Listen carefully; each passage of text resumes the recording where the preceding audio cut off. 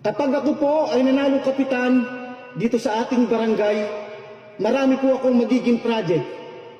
Ang kauna-unahan ko pong magiging project, ipapagawa ko po ang bahay ko.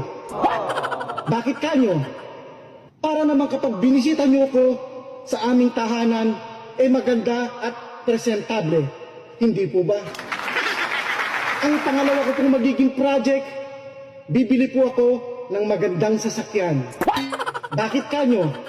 Para kapag kailangan nyo ang tulong ko, madali ko kayong mapupuntahan.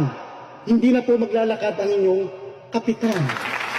Ang pangatlo ko pong magiging project, bibili po ako ng bagong cellphone. Yung latest po, iPhone 15 Pro Max. Bakit kanyo? Para kapag ako'y tinawagan nyo or kaya'y tinext, madali ko po kayong ma-replyan o masagot dahil latest po ang cellphone ng inyong kapitan.